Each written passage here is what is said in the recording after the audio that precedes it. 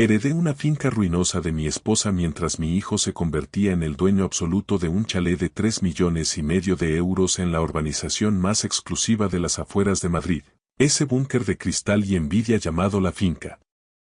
Cuando se enteró del contenido del testamento, no hubo rastro de luto en sus ojos. Me llamó viejo inútil con una frialdad que me heló la sangre y me dio exactamente 22 días para alargarme de la que había sido mi propia casa.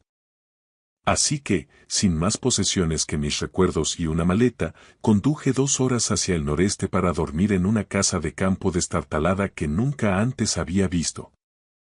Pero cuando abrí la puerta de la finca con una llave oxidada que parecía pesar 1 tonelada, me quedé sin palabras ante lo que el destino, o Elena, me tenía reservado dentro. La mesa de caoba de la notaría parece demasiado ancha y fría hoy. Elena Belmonte, la abogada que Elena contrató en secreto, se sienta a la cabecera con un maletín de piel de ubrique abierto y las gafas de lectura apoyadas con firmeza en el puente de la nariz. Yo estoy a un lado, sintiéndome pequeño en mi traje de luto. Mi hijo, Marcos, y su mujer, Lucía, se sientan frente a mí, inclinados hacia adelante con una voracidad mal disimulada, como si estuvieran viendo el clímax de un concurso de televisión donde el premio es la vida de su propio padre. Han pasado 7 días desde que perdí a Elena, mi brújula durante 40 años. 7 días de un entumecimiento que te vacía por dentro, recibiendo bandejas de croquetas y consuelos de vecinos de Pozuelo que apenas conozco por su nombre. 7 días en los que Marcos ayudó con los trámites del funeral, lo que básicamente significó que él hacía llamadas de negocios en la otra habitación mientras yo me sentaba junto a la ventana, viendo cómo el mundo seguía girando sin ella. Gracias a ambos por venir, dice Elena, aclarándose la voz con una solemnidad profesional. Procederemos a la lectura del testamento de doña Elena Jiménez de la Calzada, redactado el 18 de octubre de 2022, apenas 6 meses antes de que el cáncer nos la arrebatara. Ella sabía perfectamente lo que hacía. Había planeado cada coma, cada cláusula de este momento. Elena se ajusta las gafas y comienza a leer el destino de nuestra fortuna. A mi amado hijo, Marcos Jiménez. Le dejo la vivienda familiar situada en la urbanización La Finca, en Pozuelo de Alarcón. Valor de tasación: 3,5 millones de euros. Lucía contiene el aliento, con los dedos apretando su bolso de marca. La mandíbula de Marcos se tensa, pero sus ojos brillan con un cálculo aritmético que me asusta. Elena continúa sin pestañear. Además, la cartera de inversiones gestionada por banca privada, con un valor actual de 6 millones de euros, y la totalidad de mis fondos de pensiones y participaciones en soluciones energéticas del norte. Valor actual: 2,5 millones de euros. 12 millones. Hago la cuenta mentalmente, un viejo vicio de profesor de instituto que no me abandona ni en la tragedia. 12 millones para Marcos, el patrimonio íntegro que ella construyó con tanto sudor. Elena pasa la página, y el sonido del papel parece un trueno en el silencio de la sala. A mi esposo, Miguel Jiménez. Mi corazón late con una fuerza que me duele en las costillas. Aquí viene mi futuro, o lo que queda de él. Le dejo en pleno dominio, por su carácter privativo, la propiedad familiar situada en la provincia de Guadalajara, concretamente en la comarca de La Alcarria.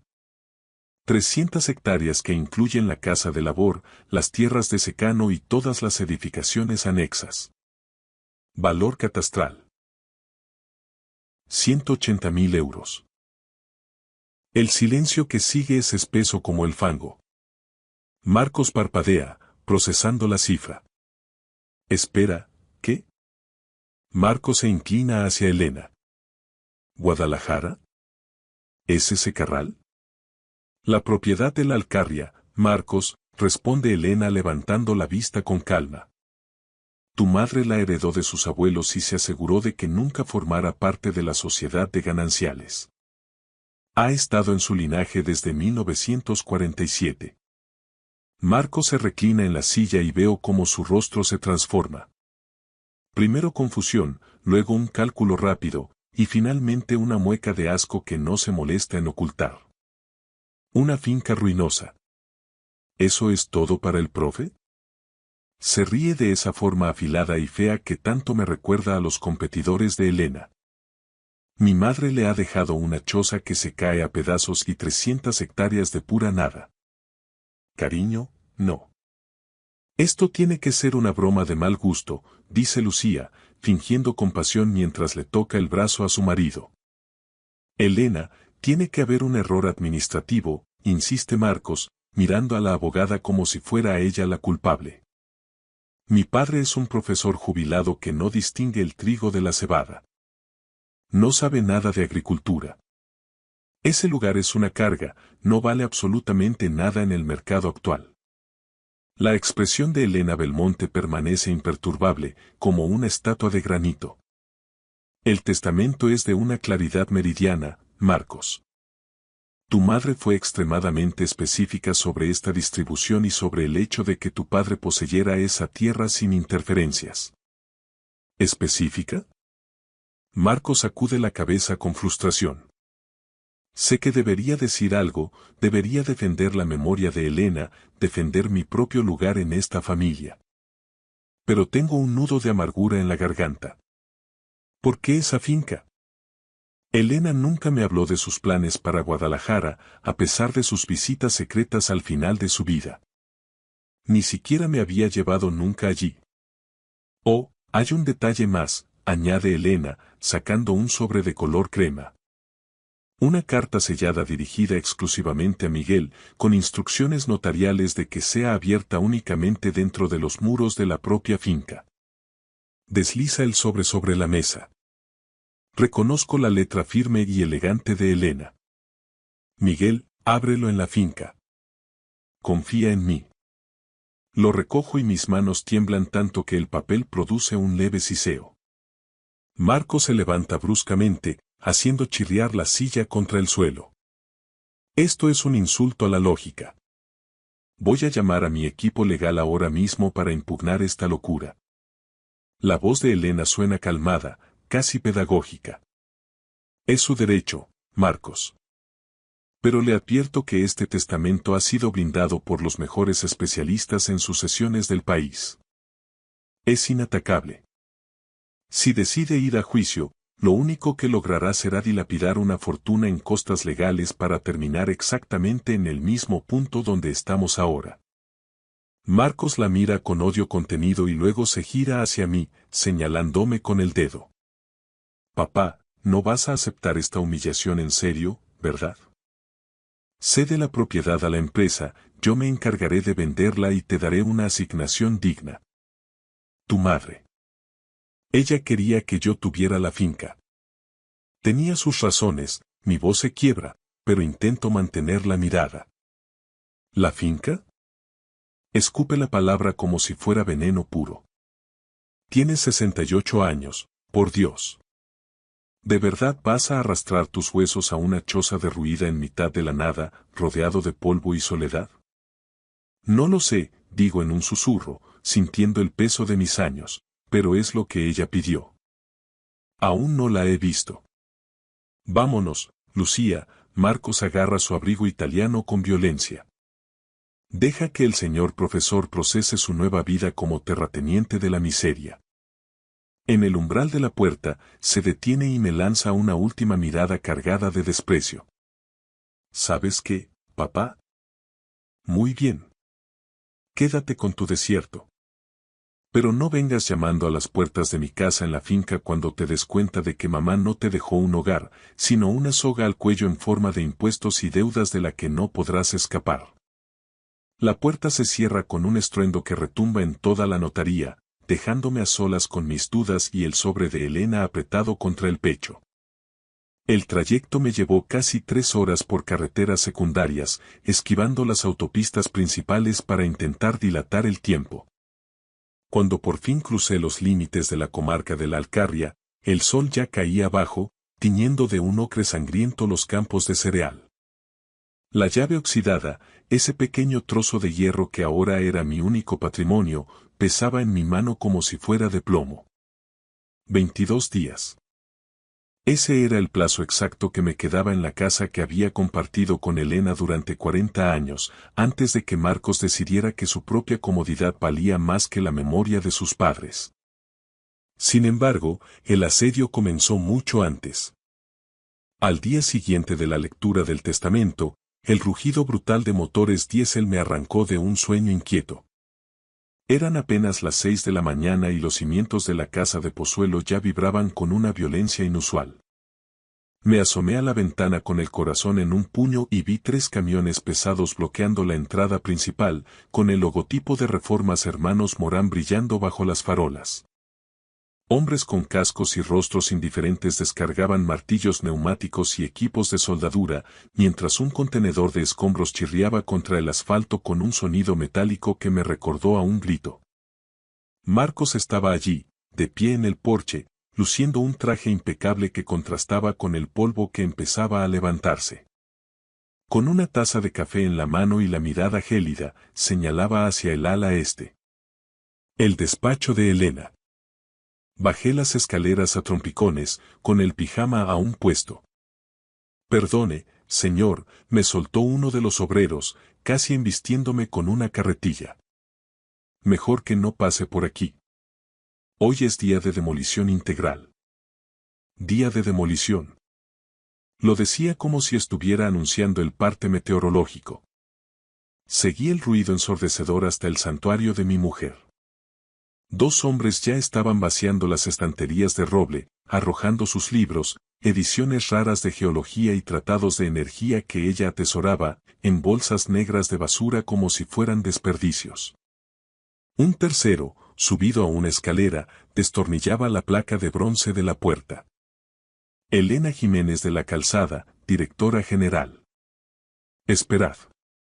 Mi voz sonó quebrada, irreconocible para mí mismo. Esos son sus libros. Su despacho. No podéis hacer esto. Marcos apareció detrás de mí, rodeándome con esa condescendencia que ahora era su único lenguaje. Estos tíos tienen un horario muy estricto, papá. Déjalos trabajar en paz.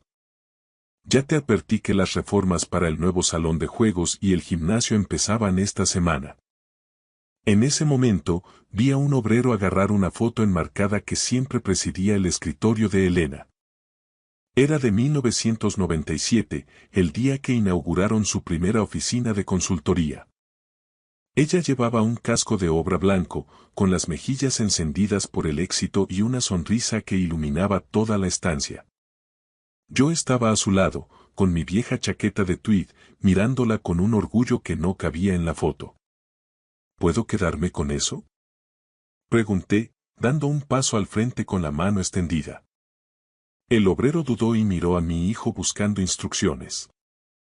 Papá, no seas sentimental. El marco es de plata de ley, de una joyería de la calle Serrano. Vale casi 1000 euros en el mercado de segunda mano. Se queda en el inventario de la casa. No quiero la maldita plata, Marcos. Quiero la foto. La imagen que hay dentro. Marcos simplemente asintió al obrero y señaló con la barbilla hacia el contenedor exterior. Al montón de escombros. No quiero trastos viejos por aquí. Vi cómo se la llevaban por el pasillo, un fragmento de mi historia convertido en basura. Al fondo, otro trabajador forzaba los cajones del escritorio de Elena con una palanca. La madera crujió bajo el metal y sentí como algo se desgarraba definitivamente en mi pecho. Marcos, por favor. Ten un poco de decencia. Tu dormitorio es el siguiente en la lista, dijo él, girándose para consultar su reloj de lujo. Los de la mudanza vendrán al mediodía para vaciarlo por completo. Recuerda que, a partir de ahora y hasta que te marches, solo tienes permiso para usar la habitación de invitados del piso de arriba. Me retiré a la planta superior con los oídos zumbando, aturdido por el estruendo de una vida que estaba siendo desmantelada pieza a pieza. En la pequeña y fría habitación de invitados, saqué mi cartera con manos temblorosas.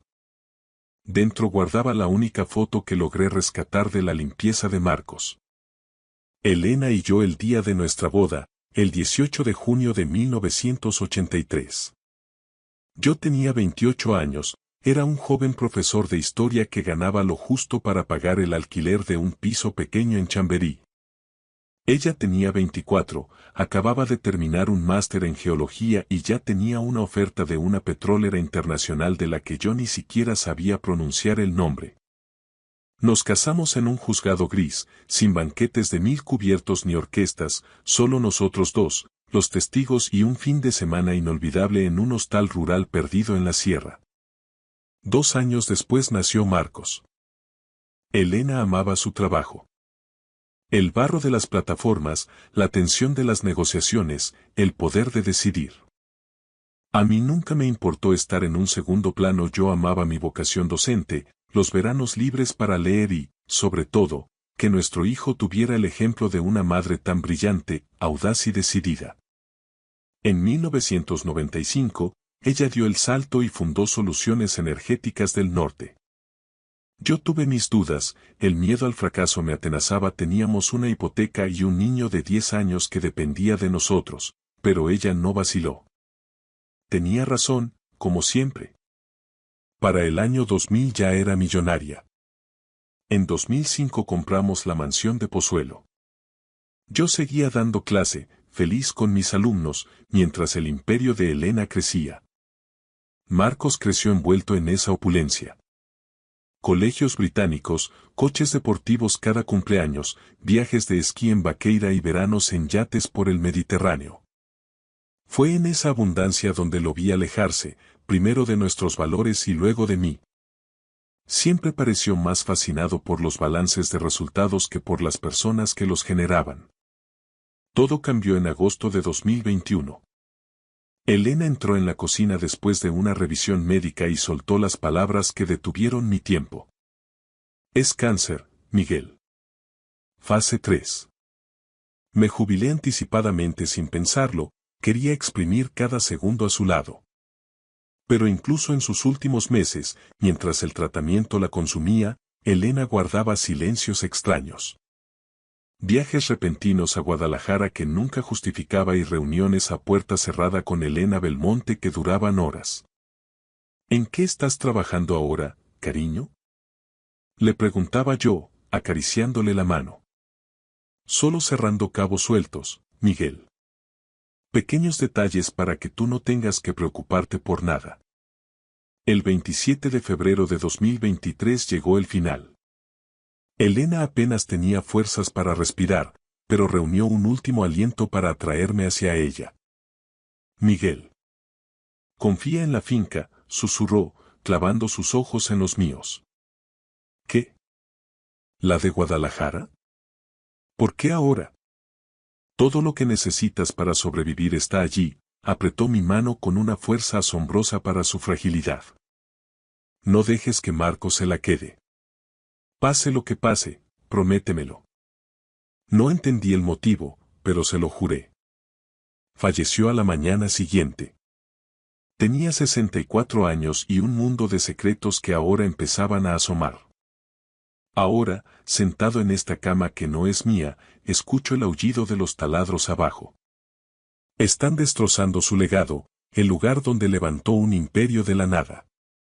Miro de nuevo la foto de nuestra boda, ella sonríe con valentía, como si supiera que la batalla no ha hecho más que empezar. No sé qué me dejaste en ese secarral, Elena, susurro contra el cristal de la foto, pero iré allí. Confiaré en ti hasta el final. 14 de marzo. Solo quedan 16 días de tregua antes del desahucio emocional. Estaba depositando la última caja de libros en el maletero de mi viejo coche cuando un Lexus plateado, silencioso como un depredador, entró en el garaje. Un hombre de unos 50 años, vestido con un traje azul marino de corte impecable y portando un maletín de cuero fino, bajó del vehículo con una sonrisa profesional ensayada. Papá, te presento a Ricardo Maza, dijo Marcos, apareciendo tras él como un director de escena. Es un especialista de primer nivel en gestión de la dependencia y protección de patrimonio para mayores. Tenemos que hablar de cosas importantes, ahora que aún hay tiempo. Dejé la caja en el suelo, sintiendo el frío del hormigón subir por mis piernas. ¿Sobre qué exactamente?, pregunté, limpiándome el polvo de las manos en los pantalones. Sobre tu futuro, Miguel. Sobre asegurar que no te falte nada cuando la realidad de tu situación te supere. Dentro, en el comedor donde Elena y yo habíamos celebrado tantas nochebuenas, Masa desplegó una carpeta azul sobre la mesa de caoba. En la primera página, con una tipografía negrita y autoritaria, se leía: escritura de poder preventivo y autocuratela. Señor Jiménez, comenzó Masa con una voz suave, casi aceitosa, propia de quien vende seguros de vida, su hijo está legítimamente preocupado por su bienestar. Tras la pérdida de su esposa, es natural que la gestión de un patrimonio tan complejo como el que Elena ha dejado pueda abrumarle. Este documento es una red de seguridad. Autoriza a Marcos a gestionar sus finanzas, sus propiedades y, lo más importante, sus decisiones médicas si usted entra en un proceso de deterioro cognitivo o físico. Acerqué el documento a la luz de la lámpara. La letra era pequeña, densa, un laberinto de cláusulas diseñadas para atrapar. Leí la primera página con atención. El poderdante otorga al apoderado autoridad irrevocable sobre la totalidad de sus cuentas bancarias, bienes inmuebles, incluidas las parcelas en la provincia de Guadalajara, carteras de inversión y decisiones sanitarias de cualquier índole, con efectos inmediatos y subsistentes en caso de discapacidad. Irrevocable, dije lentamente, saboreando el veneno de la palabra. Eso significa que, una vez que firme, ya no soy dueño de mi voluntad. Masa asintió con una inclinación de cabeza casi imperceptible. Garantiza la continuidad de los cuidados, señor Jiménez. Evita que un juez extraño tenga que decidir por usted si las cosas se ponen difíciles. Pasé a la página 3. Una sección estaba subrayada en amarillo fosforescente. En virtud de la Ley 8/2021, el apoderado podrá solicitar al juzgado la guarda de hecho o la curatela representativa sin previo aviso, si se considera que el poderdante no puede valerse por sí mismo en la toma de decisiones económicas. Se me cerró el pecho. Era una declaración de guerra administrativa. ¿Quieres el control de todo, Marcos? Incluida la finca de la Alcarria. Marcos se inclinó hacia adelante, apoyando los codos en la mesa, invadiendo mi espacio vital. Papá, sé realista. Hacienda ya ha emitido una diligencia de embargo por una deuda acumulada del IBI de esa finca rústica. Son 18.000 euros. Entre impuestos atrasados, intereses de demora y recargos de apremio. Si no se liquida antes del 21 de mayo, la propiedad saldrá a subasta pública en el BOE. Firma este poder y yo me encargaré de pagar esa deuda con los fondos de la empresa. No tendrás que preocuparte por trámites que ni entiendes ni puedes pagar con tu pensión de profesor. ¿Y si decido no firmar este papel? Masa ladeó la cabeza, adoptando un tono ligeramente más sombrío.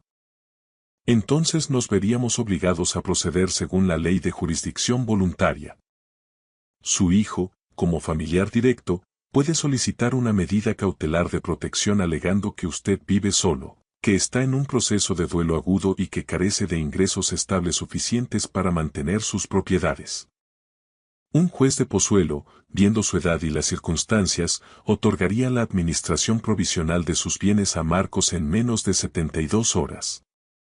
Miré a mi hijo a los ojos durante un segundo eterno. Por un instante, busqué al niño de 8 años que lloraba desconsolado cuando se le murió un canario en el jardín. Pero su mandíbula se tensó con la dureza del dinero y ese recuerdo se disolvió como el humo. ¿De verdad serías capaz de hacerme eso?, pregunté en un susurro. Estoy intentando salvarte de ti mismo, papá. No estás pensando con claridad, estás obsesionado con un montón de tierra baldía. Cerré la carpeta con un golpe seco y la deslicé de nuevo por la mesa hacia ellos. Fuera de mi vista. Los dos.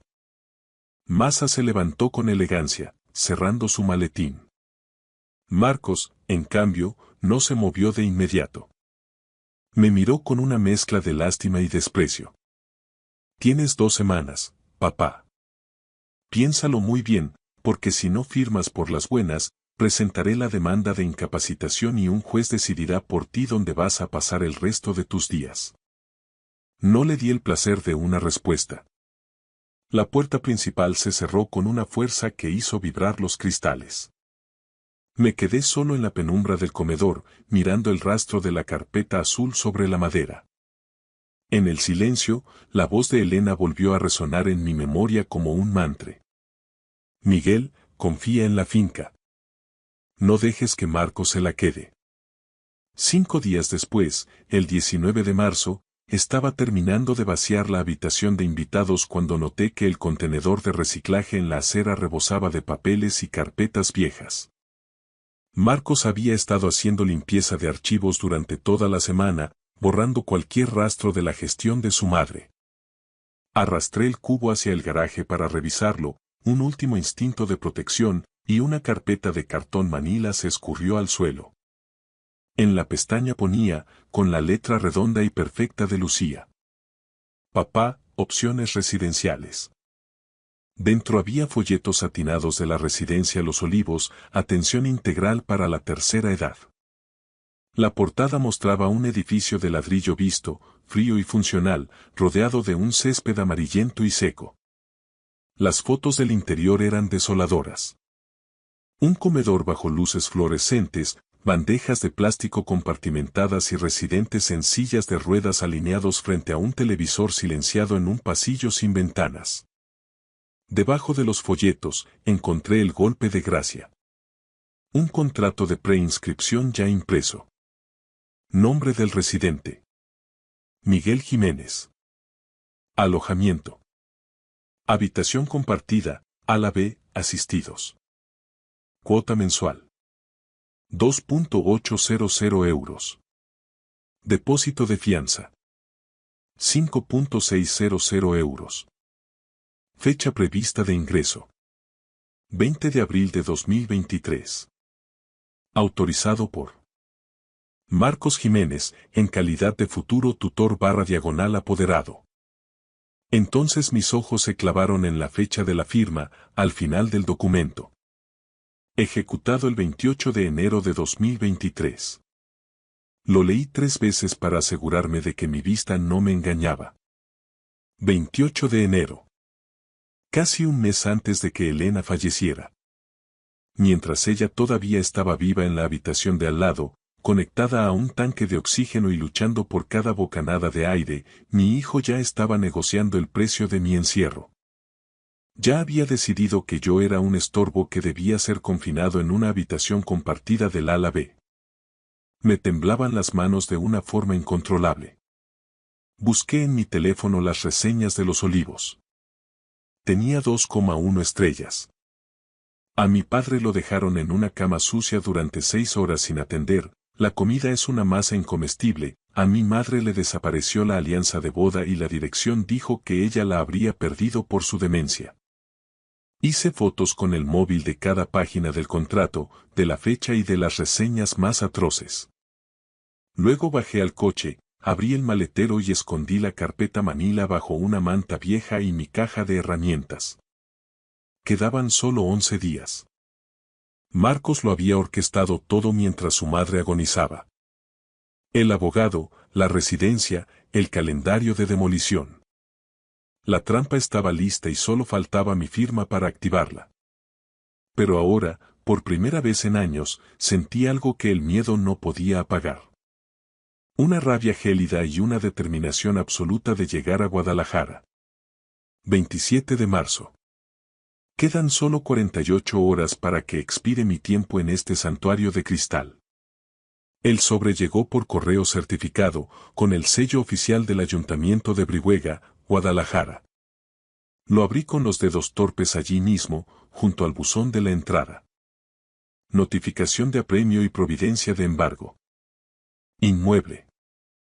Finca rústica de 300 hectáreas. Polígono 14, parcela 22. Titular: Don Miguel Jiménez. Importe total de la deuda.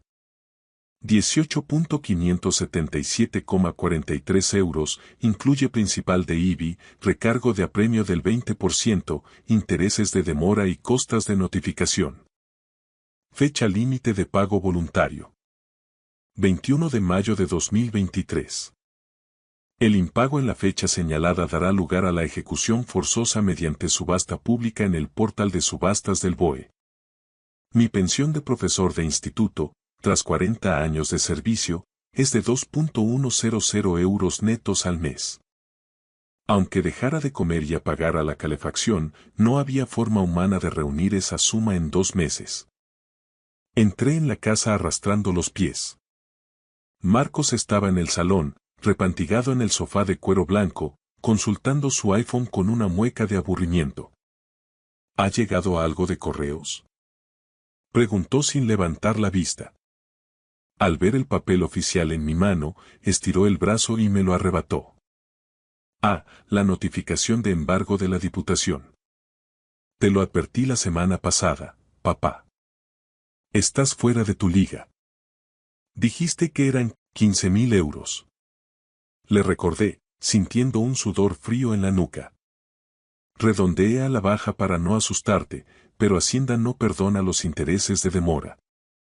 Mira, he estado haciendo números.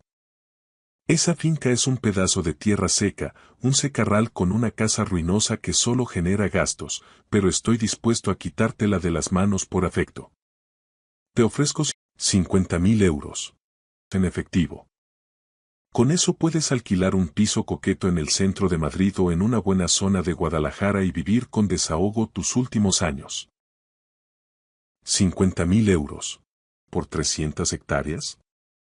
Pregunté, tratando de recordar lo poco que sabía de precios de suelo rústico.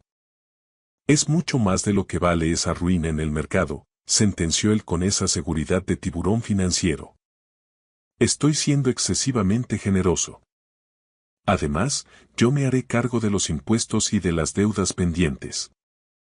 Considéralo un favor familiar, un gesto para que no acabes arruinado y en la calle por culpa de un capricho de mamá. Lo pensaré, dije, guardándome el papel en el bolsillo. Esa misma noche, mientras terminaba de empaquetar mis pocos libros de historia, recibí una llamada cifrada de Elena Belmonte. Miguel, ¿puedes hablar con total libertad? He tenido noticias de que Marcos te ha hecho una oferta agresiva por la finca. 50.000 euros. ¿Es cierto? ¿Cómo te has enterado tan rápido? Porque su equipo legal me ha llamado esta tarde. Querían saber si la masa hereditaria podía condonar la deuda del IBI antes de la transmisión. Escúchame bien, Miguel. Esa finca vale muchísimo más de lo que Marcos te ofrece. No firmes nada. Ni a él, ni a ningún fondo de inversión. Todavía no. Elena, no puedo pagar 18.000 euros. Mi pensión no llega para cubrir un embargo de la agencia tributaria. Me van a quitar la tierra de todas formas. Lo sé, y Elena también lo sabía. Por eso ve a la finca el 29 de marzo, tal como ella estipuló en sus últimas voluntades. Abre el sobre crema. Todo lo que necesitas para defenderte está allí. Debes saber que Elena blindó esa propiedad hace 18 meses mediante una cláusula de patrimonio protegido y una sustitución fideicomisaria. Está a tu nombre exclusivo y con carácter inembargable por deudas ajenas a la propia explotación. Ni su poder notarial ni sus amenazas pueden tocarla. Marcos no tiene ningún derecho legal sobre ese suelo, por mucho que grite. Entonces, ¿por qué está tan desesperado por comprármela por una miseria? Porque él sospecha algo que tú aún ignoras, Miguel. Y Elena sabía que él intentaría devorar tu herencia en cuanto ella no estuviera. Ella pasó 2 años preparándose quirúrgicamente para este asalto. No dejes que gane por puro cansancio. Al día siguiente, bajo una lluvia fina que envolvía Madrid, acudí al despacho de Elena en el barrio de Salamanca. Me entregó un segundo sobre, más pequeño, que Elena había depositado bajo custodia con instrucciones de entregármelo hoy, 28 de marzo, justo el día antes de mi partida definitiva hacia el campo. Elena me pidió que te recordara 3 verdades fundamentales antes de que cruces esa puerta, dijo Elena, mirándome a los ojos con una mezcla de respeto y tristeza. Primero, la finca está protegida por un muro legal infranqueable. Segundo, posees recursos que ni siquiera imaginas. Y tercero. Hizo una pausa larga, aclarando su garganta. Sus últimas palabras para ti fueron: dile a Miguel que sigo cuidando de él, incluso desde el otro lado. Se me cerró la garganta de golpe y el aire se volvió pesado. Salí del despacho apretando el sobre contra mi pecho como si fuera un escudo. La finca vale mucho más. Patrimonio protegido. Recordé a Elena con su casco de obra blanco, caminando entre las jaras de Guadalajara el verano anterior a caer enferma.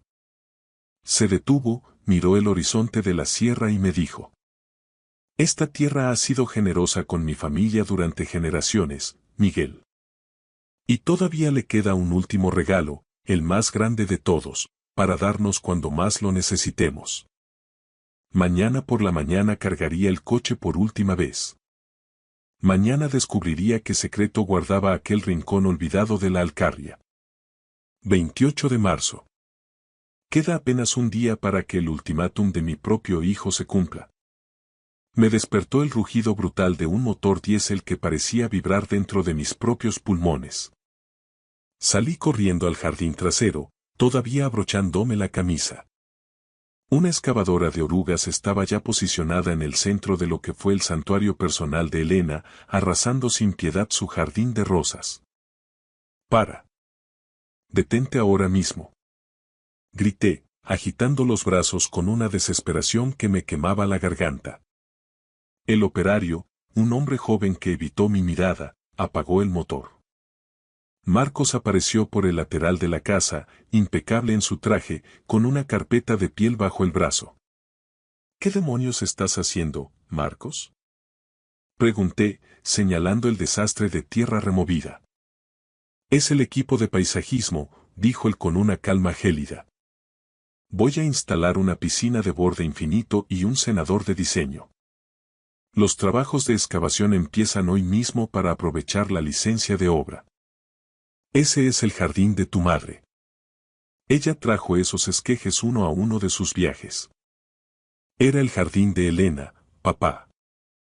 Esta es mi propiedad ahora y no tengo intención de vivir en un museo botánico del siglo pasado. Se giró hacia el operario con un gesto autoritario. Continúa, no pierdas más tiempo. La cuchilla de acero volvió a morder la tierra, triturando las lavandas y los rosales de Castilla que perfumaban nuestros veranos. 20 años de cuidados, de podas al amanecer y de mimos constantes, quedaron reducidos a fango y raíces muertas en cuestión de segundos. Pero entonces divisé un arbusto que todavía resistía en el borde, milagrosamente intacto. El rosal amarillo. Elena lo plantó personalmente en nuestro 25º aniversario de boda. Había elegido ese color porque, según decía, era el tono exacto del vestido que yo llevaba el día que nos conocimos en la facultad.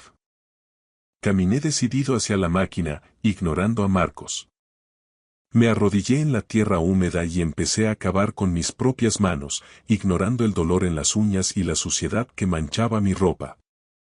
Papá, ¿qué estás haciendo? Estás haciendo el ridículo, me espetó Marcos, acercándose con paso rápido. No respondí.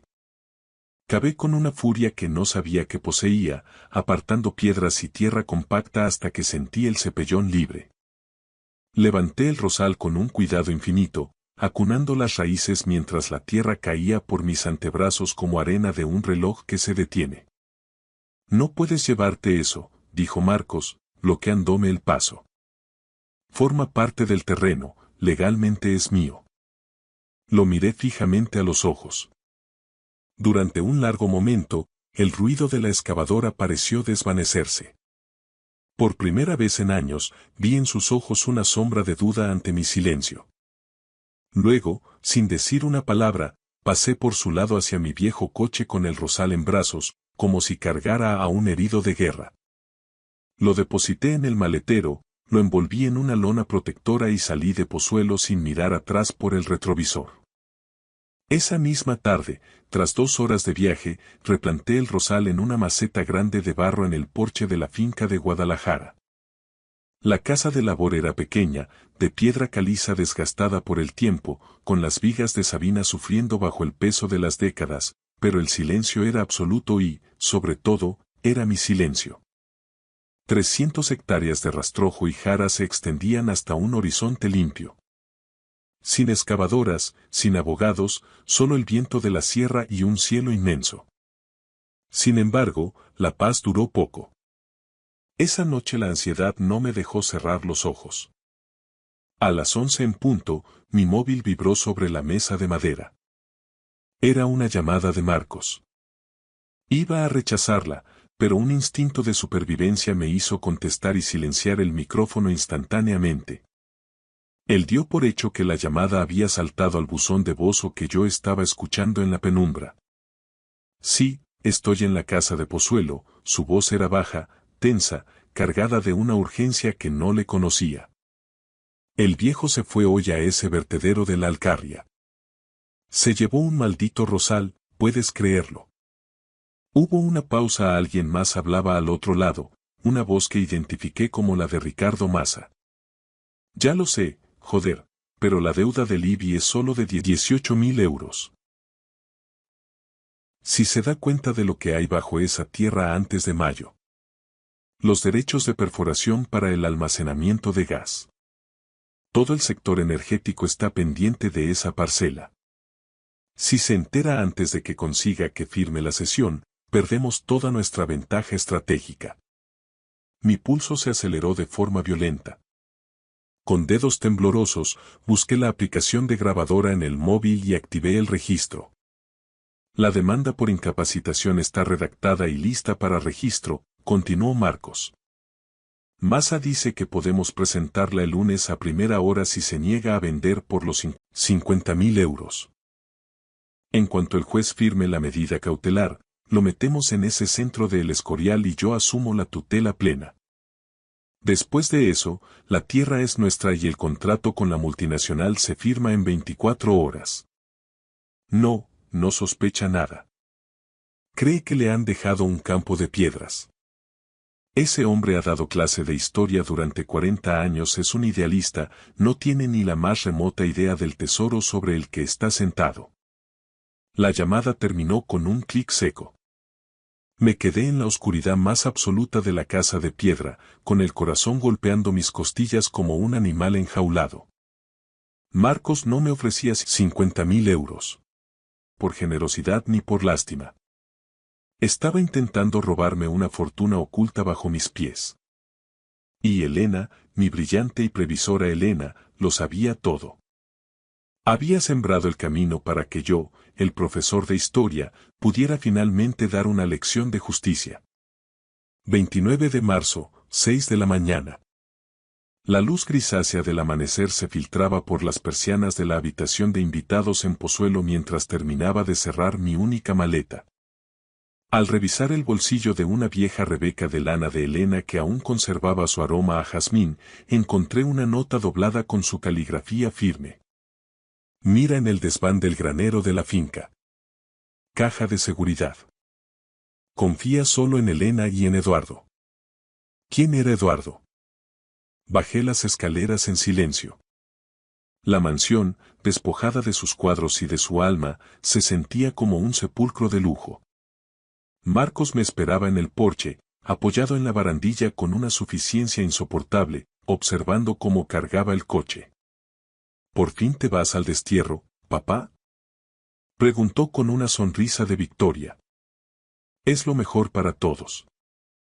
Sí, me voy, respondí secamente, sin mirarlo. Conduje hacia Guadalajara con el corazón latiendo al ritmo de los limpiaparabrisas. Al llegar a la finca, ignoré la casa y fui directo al granero de piedra. Entre aperos de labranza oxidados y olor a paja vieja, localicé una trampilla oculta tras unas vigas que llevaba a un altillo. Allí, bajo una lona militar, descansaba un baúl de hierro antiguo. La llave pequeña que Elena me entregó en Madrid encajó con un clic que rompió el silencio del campo. Dentro había 2 carpetas gruesas y una carta personal. Abrí el sobre con manos temblorosas. Miguel, si estás leyendo esto, es porque nuestro hijo ha hecho exactamente lo que yo temía.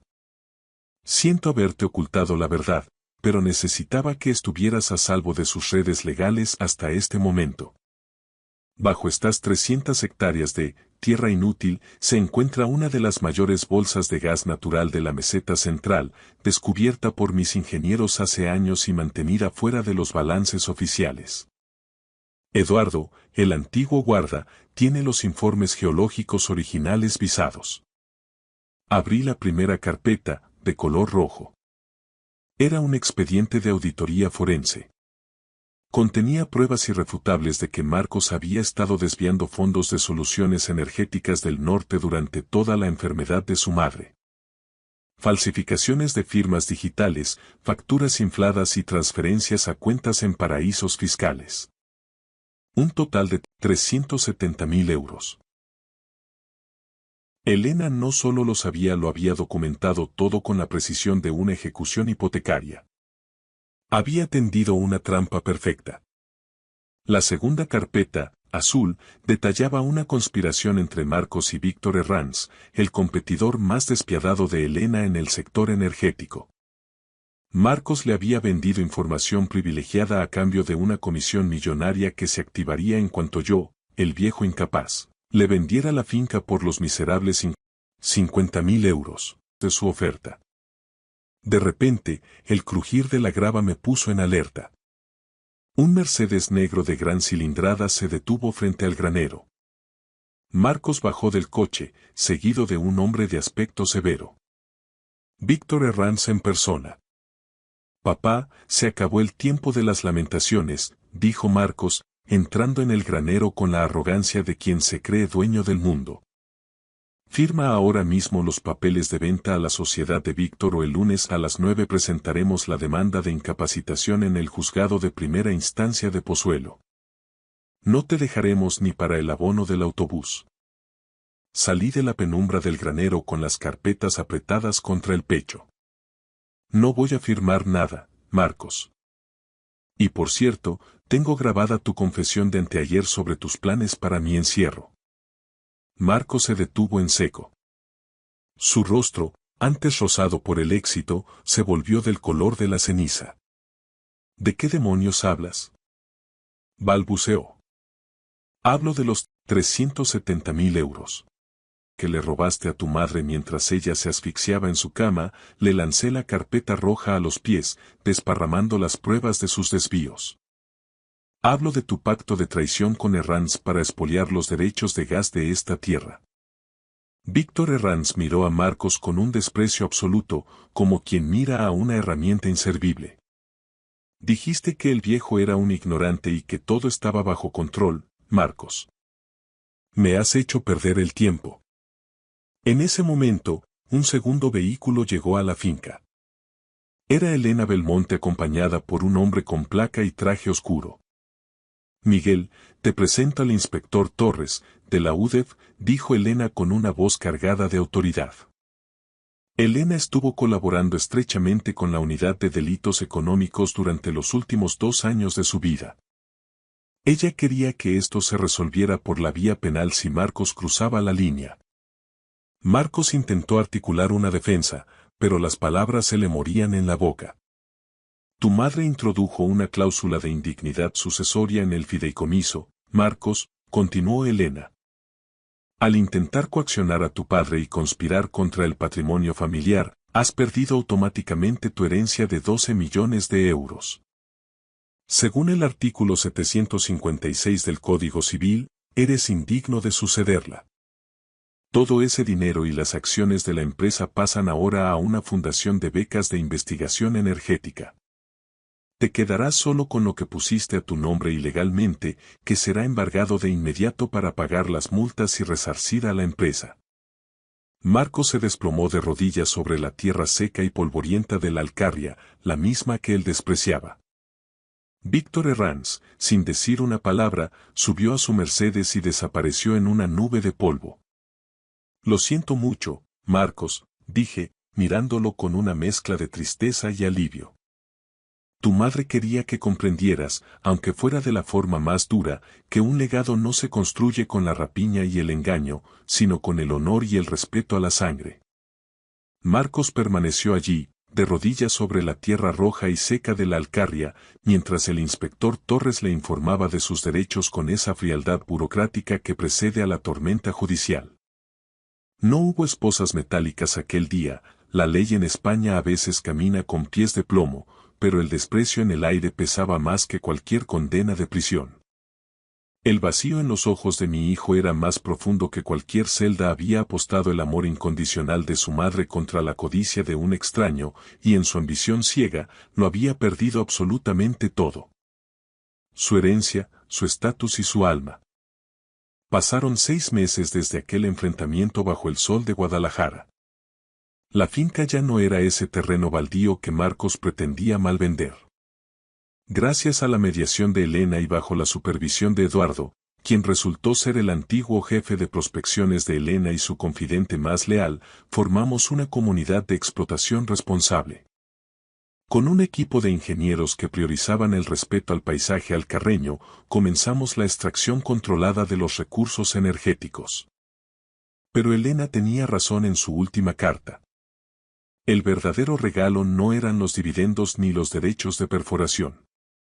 Utilicé los primeros fondos para restaurar la vieja casa de labor, respetando cada piedra caliza y cada viga de Sabina. La convertí en la Fundación Elena de la Calzada, un centro de retiro y residencia para profesores jubilados con pensiones mínimas y un programa de becas para jóvenes de la zona rural que deseaban estudiar geología o ingeniería. Aquel lugar, que mi hijo llamó Choza Derruida, se llenó de vida, de libros y de conversaciones inteligentes al calor de la chimenea. El rosal amarillo que rescaté de las garras de las excavadoras en Pozuelo ahora florece con una fuerza asombrosa junto a la entrada principal. Sus pétalos son un recordatorio diario de que la vida, al igual que la dignidad, puede volver a brotar con más fuerza incluso después de haber sido arrancada de raíz por la traición. Marcos intentó contactarme un par de veces desde un pequeño piso alquilado en una zona humilde de las afueras de Madrid, después de que sus cuentas fueran intervenidas por la UDEF. Sus mensajes siempre seguían el mismo patrón. Pedía un préstamo o una oportunidad de inversión para un nuevo negocio que, según él, lo devolvería a la cima. No le guardo rencor, el odio consume demasiada energía, pero el Miguel Jiménez al que él podía manipular y humillar murió definitivamente el día que Elena cerró los ojos. Ahora, mi lealtad es inquebrantable para con su memoria y para con esta tierra que me acogió cuando no tenía nada. A veces, cuando el atardecer tiñe de violeta los campos de Brihuega, me siento en el porche con una copa de vino tinto de la zona y contemplo mis 300 hectáreas. La justicia en este país no siempre es rápida, y casi nunca es indolora, pero cuando finalmente llega, es tan clara y necesaria como el aire puro de la sierra. Elena no solo me dejó una propiedad rústica, me devolvió la propiedad sobre mí mismo, mi dignidad perdida entre los lujos vacíos de Madrid y un propósito noble para mis últimos años de vida. He aprendido que el verdadero patrimonio no se cuantifica en millones de euros, ni en acciones de bolsa, ni en chalés blindados en la finca. El éxito se mide, en última instancia, en la paz profunda que sientes cuando apoyas la cabeza en la almohada cada noche, sabiendo con certeza que has honrado a quienes te amaron y que has caminado con la conciencia tranquila. Mi historia en la opulencia de la capital terminó con un portazo, pero mi verdadera vida aquí, en el corazón indómito de España, no ha hecho más que empezar. Gracias por escuchar la historia hasta el final. Dale like y deja un comentario. Suscríbete al canal y activa la campana para no perderte la próxima historia. Les deseo todo lo mejor. La lluvia de Madrid no había dado tregua desde la mañana, convirtiendo la capital en un laberinto de asfalto brillante y reflejos de neón. Conducía a pesar de todo, con los limpiaparabrisas marcando un ritmo frenético contra el cristal que coincidía con la inquietud que golpeaba mi pecho. Necesitaba ver a Vanessa, hablar con ella, sentirme conectado a algo tangible, a cualquier asidero que no me recordara que mi hija llevaba desaparecida 6 meses y 3 días exactos. La torre de cristal se alzaba en el complejo de las 4 torres como un monolito de acero y soberbia contra el cielo plomizo de noviembre. 50 plantas de vidrio y pura ambición. Inmobiliaria Ruiz ocupaba la planta 28 desde hacía 18 años, era nuestro buque insignia. Había levantado esta empresa desde cero, ladrillo a ladrillo, con mi difunta esposa, Victoria. Ahora, caminar por sus pasillos alfombrados me hacía sentir como un intruso en el sueño de otra persona. Aparqué en mi plaza reservada del sótano y subí en el ascensor, apenas notando el zumbido familiar de la maquinaria o el suave timbre de cortesía en cada piso. Mi mente estaba en otra parte. Llevaba en otra parte desde aquel fatídico 15 de abril. Desde el día en que el coche de Natalie fue encontrado abandonado cerca de una pista forestal en la Sierra de Guadarrama, con las puertas abiertas y las llaves puestas en el contacto. Ni un rastro, ni una pista, ni una huella de mi hija por ninguna parte. Las puertas del ascensor se abrieron en la planta 28. Nuestra recepción era todo madera de nogal y una elegancia contenida, un diseño que Victoria había supervisado personalmente años atrás. Lola Castro levantó la vista desde detrás del mostrador curvo, su sonrisa profesional, siempre impecable, flaqueó ligeramente al verme aparecer sin previo aviso. Señor Ruiz, dijo con esa voz cautelosa que todo el mundo usaba conmigo últimamente. No le esperaba hoy por la oficina. ¿Está Vanessa? Pregunté, esforzándome por mantener un tono ligero, casi casual. Últimamente, todos me hablaban como si fuera de cristal, midiendo cada sílaba, como si al decir algo mínimamente incorrecto fuera a romperme en 1000 pedazos frente a ellos. Lola consultó la pantalla de su terminal. Está con un cliente ahora mismo, en una reunión de consultoría de diseño. Le quedan unos 20 minutos, hizo una pausa incómoda. ¿Quiere que le avise de que está usted aquí? Negué con la cabeza, forzando una media sonrisa. No hace falta, Lola. Esperaré en su despacho. Tenía una llave propia. Vanessa me la había entregado hacía 6 meses, justo después de casarnos en una ceremonia íntima. Siempre eres bienvenido en mi espacio, me había susurrado mientras presionaba la pequeña llave de plata contra mi palma. En aquel momento, el gesto me pareció una muestra de confianza absoluta y entrega. Ahora, recorriendo el pasillo hacia su despacho de la esquina, no estaba seguro de qué era exactamente lo que sentía. Abrí la puerta y entré. El despacho de Vanessa era el reverso de mi propia oficina. Era cálido, acogedor, lleno de texturas suaves y obras de arte contemporáneo seleccionadas con un gusto exquisito. Un enorme escritorio de caoba se situaba estratégicamente bajo los ventanales que ofrecían una panorámica privilegiada de la Castellana. En los días despejados, desde aquí se podían ver las cumbres de la sierra. Hoy, sin embargo, solo había una niebla densa que lo devoraba todo. Me dejé caer en una de las sillas de cuero frente a su mesa, intentando sacudirme el frío que se había instalado en mis huesos. El despacho olía a ella, a su perfume. Algo sutil, carísimo, con notas florales que se quedaban impregnadas en la memoria. Por un momento, cerré los ojos y simplemente respiré aquel aroma. Cuando los abrí de nuevo, mi mirada aterrizó por puro azar en su mesa. Estaba inmaculada, como era habitual en ella. Un portalápices de plata, una pequeña suculenta en una maceta de cerámica artesanal, una agenda de piel cerrada y, junto a ella, apoyado en un ángulo extraño, como si alguien lo hubiera soltado con una urgencia repentina, había un bolígrafo. No era un bolígrafo cualquiera. Era una Mont Blanc Meisterstück, bañada en oro, de esas que poseen un peso específico que se siente importante al tacto. Yo conocía perfectamente ese objeto. Mi corazón dio un vuelco extraño, un tropiezo violento que me obligó a incorporarme, de repente en alerta máxima. Alargué la mano sobre el escritorio y lo tomé. Mis dedos se cerraron sobre el cañón de metal frío. Allí, justo encima del clip de sujeción, casi invisible si no sabías dónde mirar, estaban grabadas dos palabras con una caligrafía delicada y precisa. Natalie R. El aire abandonó mis pulmones de golpe. Giré el bolígrafo entre mis dedos, buscando una explicación lógica, una teoría que no me llevara al abismo.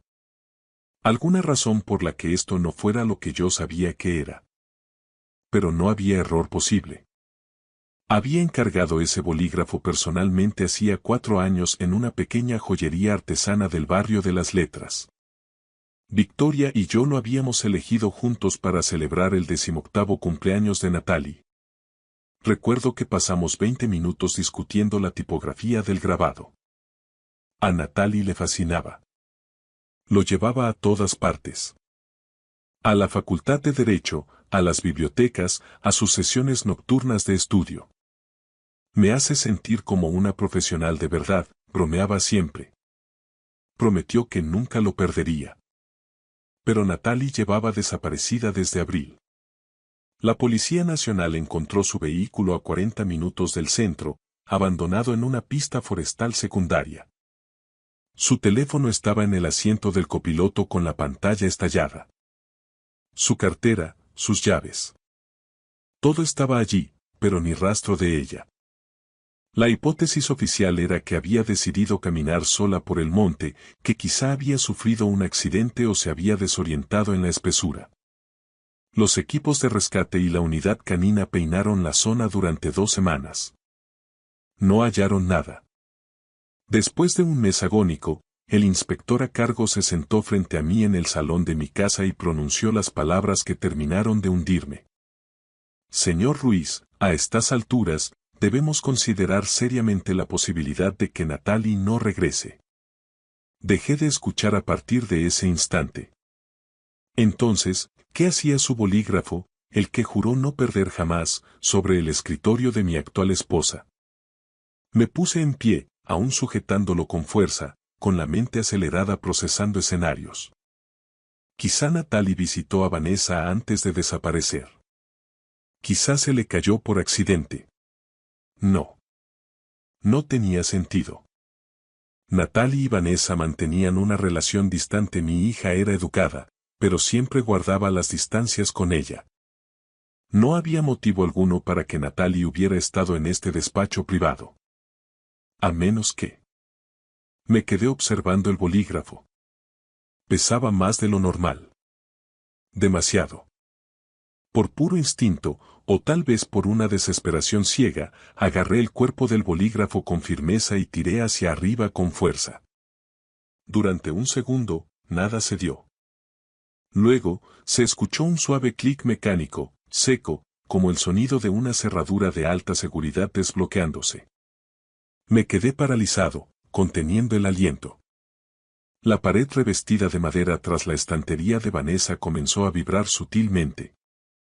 Con un zumbido eléctrico casi imperceptible, toda la sección de libros y archivadores se deslizó hacia la izquierda, revelando un pasaje que desafiaba toda lógica arquitectónica del edificio. Detrás de la pared se abría una negrura absoluta y unas escaleras. Una estructura estrecha que descendía hacia un espacio que no figuraba en ningún plano de la torre de cristal. Me quedé en el umbral del despacho, con el bolígrafo aún apretado en el puño, contemplando un vacío que no podía explicar. Mi corazón martilleaba con tal violencia que sentía el pulso en los oídos. Se me había secado la boca por completo.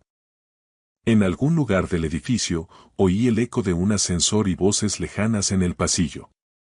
Debería haber gritado.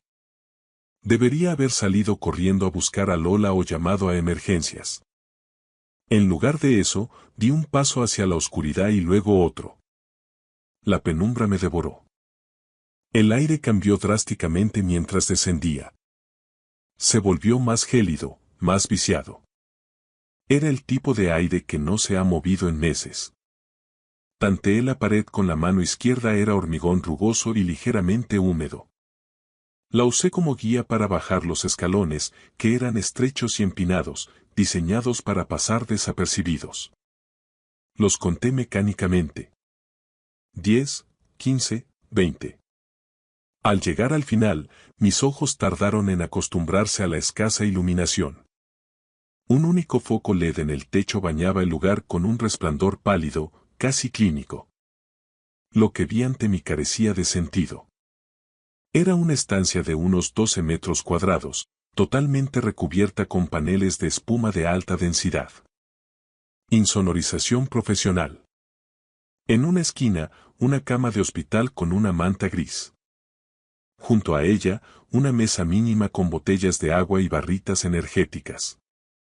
Contra la pared opuesta, una nevera pequeña, una puerta que conducía a un aseo improvisado y, en la esquina superior, vigilándolo todo, una cámara de seguridad con una pequeña luz roja que parpadeaba con una cadencia hipnótica.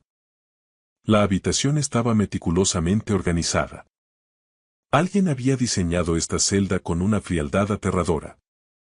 Di un paso adelante, y fue entonces cuando reparé en la figura sobre la cama. Estaba acurrucada de costado, dándome la espalda.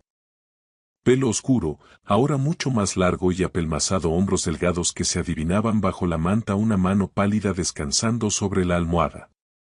Natalie. Mi voz se quebró al pronunciar su nombre, apenas un hilo de aire. La figura se tensó. Se dio la vuelta con una lentitud agónica, parpadeando ante la luz. Cuando sus ojos se encontraron con los míos, se dilataron por el horror y la incredulidad. Como si estuviera viendo una aparición.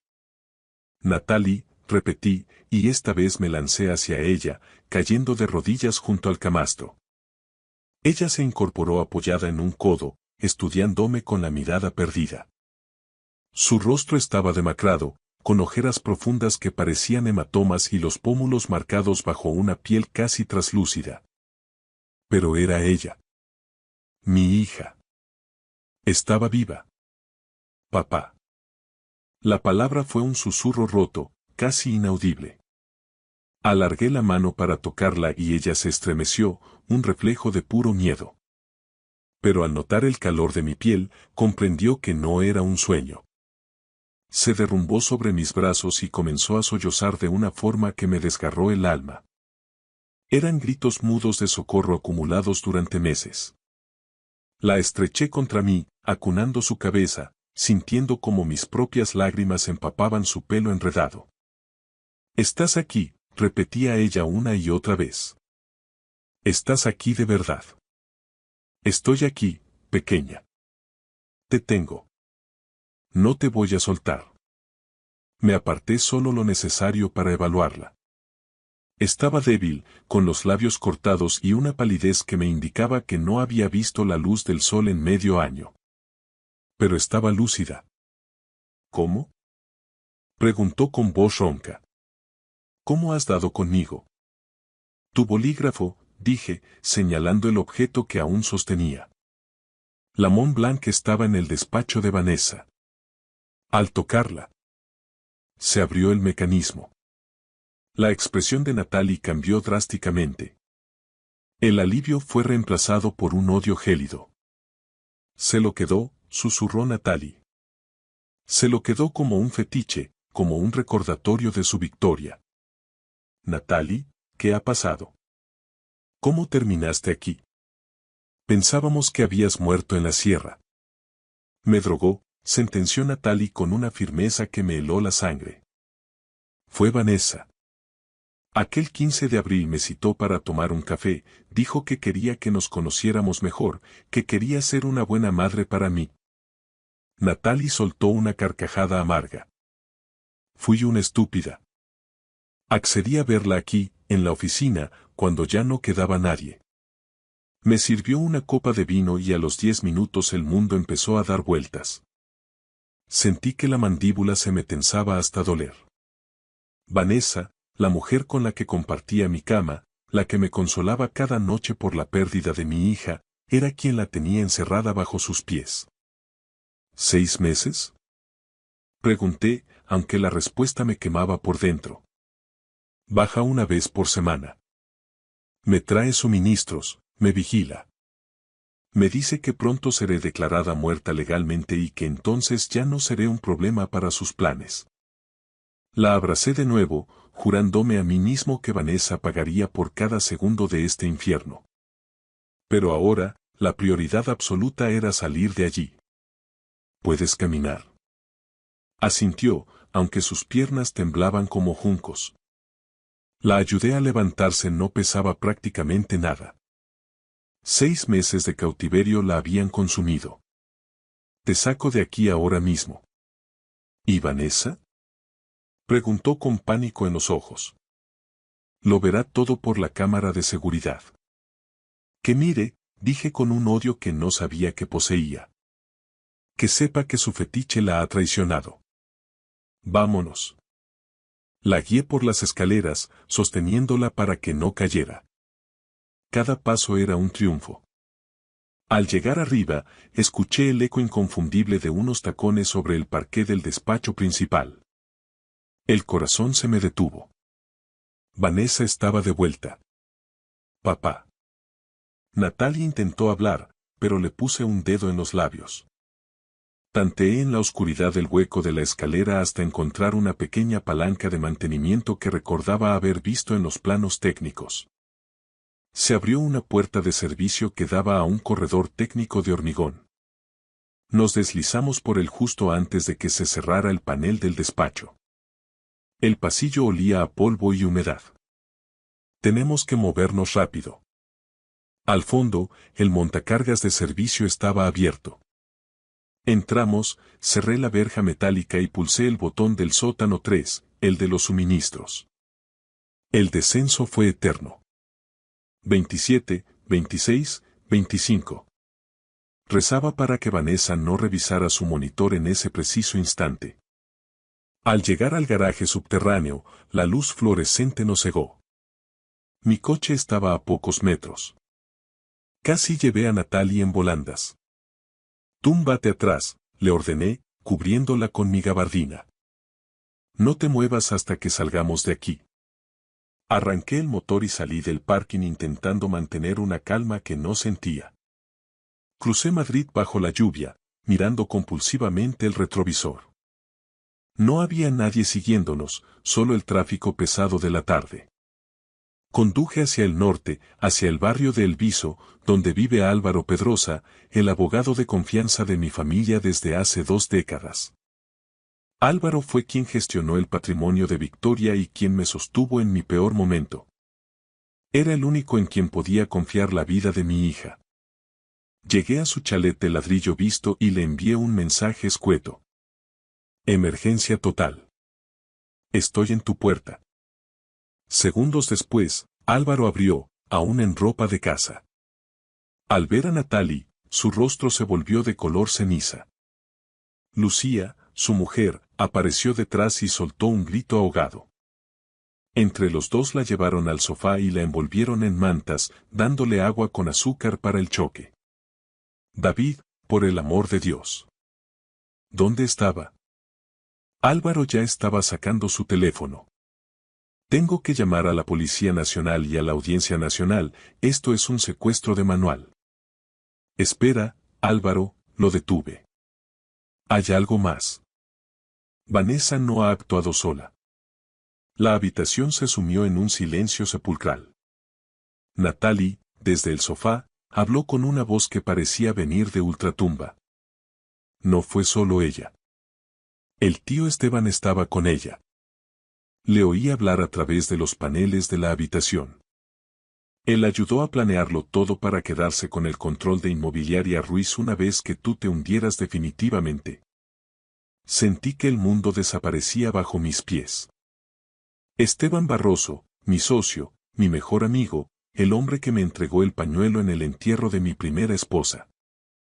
Álvaro me puso una mano firme en el hombro. David, esto cambia las reglas del juego. Estamos ante una organización criminal. Tenemos que actuar ahora mismo, antes de que se den cuenta de que ella se ha ido. Miré a mi hija, rota pero libre, y supe que la lluvia de Madrid estaba a punto de convertirse en una tormenta que arrasaría con todo. Esa noche, el silencio en el chalet de Elviso era tan pesado como el hormigón de la celda de la que acabábamos de escapar. No dormimos. Álvaro se recluyó en su despacho bajo una nube de humo de café frío, realizando llamadas discretas a antiguos contactos de la Audiencia Nacional y la Fiscalía, mientras consultaba registros mercantiles que solo un abogado con su red de contactos sabía interpretar. Yo me quedé junto a Natalie, que descansaba en una habitación de invitados custodiada por Lucía. El caldo caliente que le habían preparado apenas parecía haberle devuelto el color, pero su mirada seguía fija en la puerta. «Papá», me susurró Natalie antes de que el agotamiento la venciera finalmente, «ten mucho cuidado. Ellos no se detendrán por nada». Esteban solía decirle a ella que tú eras el único obstáculo, el lastre emocional que impedía que Inmobiliaria Ruiz fuera lo que debía ser. Salí al salón de techos altos, donde Álvaro me esperaba rodeado de carpetas y documentos impresos con urgencia. Su expresión, habitualmente imperturbable, era sombría, casi fúnebre. «David, esto es un pozo mucho más profundo y negro de lo que calculamos», dijo, ajustándose las gafas con un gesto cansado. He estado rastreando los movimientos de capital de la empresa de los últimos 5 meses. Esteban ha estado drenando los activos de forma sistemática hacia una cuenta en un paraíso fiscal, una sociedad instrumental con sede en las Islas Caimán. Pero lo que he encontrado sobre Vanessa es lo que debería helarte la sangre.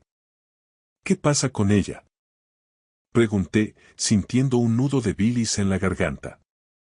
Recordé cada beso, cada palabra de aliento que me dio tras la desaparición de mi hija. Investigué su pasado antes de su llegada a Madrid. Se hacía llamar Vanessa, pero su nombre real, según los registros que he logrado triangular con la ayuda de un contacto en Interpol, es Elena Martínez. Estuvo vinculada a 2 casos de fraude matrimonial de alto perfil en Argentina y México. En ambos casos, los maridos fallecieron por causas naturales poco después de haber modificado sus testamentos a favor de ella. Nunca hubo pruebas de cargo suficientes para procesarla, pero el patrón es idéntico. Me desplomé en el sofá de cuero, sintiendo que el suelo desaparecía bajo mis pies. Mi vida entera, mi segundo matrimonio, el supuesto apoyo incondicional para rescatar la empresa tras la muerte de Victoria. Todo había sido una representación coreografiada, una estafa letal de la que yo era el blanco final. Ella no buscaba solo una buena vida, continuó Álvaro, bajando la voz. Quería la empresa limpia de herederos. Si Natalie desaparecía legalmente tras el plazo de ausencia, ¿y tú? Bueno, si tú sufrías un accidente o te quitabas la vida debido a la depresión severa, ella heredaba el control total. Esteban se quedaría con su parte del pastel como gestor y ella desaparecería con el botín. ¿Qué hacemos ahora? Mi voz sonaba gélida, despojada de cualquier rastro de humanidad. El dolor se había cristalizado en una determinación cortante. Si acudimos a la policía local, nos arriesgamos, advirtió Álvaro. Esteban tiene amigos en todas partes, desde la administración hasta las comisarías de distrito. Podrían alertarlos antes de que lleguemos. Necesitamos pruebas físicas irrefutables dentro de esa habitación oculta antes de que tengan oportunidad de limpiarla. Y, sobre todo, necesitamos que ellos confiesen bajo presión. Yo me encargaré, sentencié, poniéndome en pie. Es un suicidio, David. Esteban es un depredador y Vanessa es una profesional del engaño. Han tenido a mi hija en una jaula de hormigón durante 6 meses, respondí, mirándolo fijamente. El peligro ya pasó para mí. Ahora es el turno de ellos de sentir miedo. A la mañana siguiente, Madrid despertó bajo una bruma sucia. Regresé a la torre de cristal con un micrófono oculto y una microcámara en la solapa, conectada en directo a un servidor seguro que Álvaro supervisaba en tiempo real. Entré en el despacho de Vanessa a las 8 de la mañana, cuando el edificio aún bostezaba y el grueso de la plantilla no había llegado. Vanessa ya estaba allí, impecable como siempre en su traje de diseño. Estaba de espaldas, contemplando el horizonte desde el ventanal hacia el Palacio de Comunicaciones en la Plaza de Cibeles. Se giró al oír el clic de la puerta y forzó una de esas sonrisas perfectas que antes me daban paz y ahora me provocaban náuseas físicas. David. ¡Qué sorpresa tan temprano!, dijo, acercándose para depositar un beso de Judas en mi mejilla. Me aparté con un movimiento brusco, casi violento. Te noté extraño ayer en el pasillo, cielo. ¿Estás bien? Te noto muy tenso. He encontrado el bolígrafo, Vanessa, dije, dejando la Mont Blanc de oro sobre el escritorio con un golpe seco que resonó en toda la estancia. El color desapareció de su rostro de forma instantánea, dejando paso a una palidez de cera. Sus ojos, antes cálidos, recorrieron el despacho con una agilidad felina, aterrizando en la estantería que ocultaba el pasaje secreto. No sé. No entiendo de qué me estás hablando, empezó a decir, pero su voz, su herramienta de trabajo, flaqueó por primera vez. No te molestes en actuar más, Elena. Natalie está a salvo. Está bajo custodia policial en este momento, mentí con una convicción absoluta para forzar su colapso. En ese instante, la puerta se abrió de golpe y Esteban Barroso entró en el despacho con su habitual aire de superioridad, portando un café de marca. Se detuvo en seco al notar que el aire en la habitación era irrespirable. ¿Qué ocurre aquí?, preguntó, alternando la mirada entre Vanessa y yo. Lo sabe, Esteban, susurró ella, y su voz ya no era dulce, sino un siseo afilado. Lo sabe absolutamente todo. Esteban dejó el café sobre una mesa auxiliar con una calma perturbadora. Su postura cambió por completo, ya no era el socio leal y el amigo de copas, sino un criminal acorralado que ya no necesitaba fingir. Caminó hacia la puerta, echó el cerrojo y se dio la vuelta. Bueno, David, dijo Esteban con una voz grave y sin emoción. Supongo que esto iba a pasar tarde o temprano. Eres un hombre demasiado sentimental, demasiado débil. Victoria lo era, Natalie lo era. Por eso este negocio nunca alcanzó la cima que yo proyectaba. Siempre frenándome con tu ética de vieja escuela y tus miedos morales. ¿Por eso la encerrasteis?, pregunté, luchando activamente por no saltar sobre él y apretar su cuello. ¿Por un porcentaje de beneficios? No se trata solo de dinero, intervino Vanessa, su máscara de esposa perfecta completamente hecha pedazos. Es una cuestión de justicia y eficiencia. Esteban levantó esta empresa contigo, pero tú eras el rostro, el que se llevaba la gloria y los dividendos. ¿Y yo? Yo simplemente soy una consultora de riesgos que sabe cuando una oportunidad es demasiado buena para dejarla pasar. Natalie empezó a sospechar de mis movimientos, a husmear en mis archivos privados. Se convirtió en un problema logístico. La habéis tenido medio año bajo tierra, como a un animal, dije, con la rabia vibrando en cada fibra de mi ser. Iba a ser un trámite temporal, dijo Esteban, encogiéndose de hombros con una indiferencia sociópata. Solo hasta que firmaras la cesión de poderes que ya tengo redactada. Después, bueno, habríais tenido un final trágico y poético juntos. Un padre desolado que no puede soportar la pérdida de su hija y decide terminar con todo. Una historia perfecta para vender a la prensa y estabilizar las acciones. Ya no habrá más historias, Esteban, dije, mirando directamente a la pequeña lente en mi solapa. La función se ha acabado.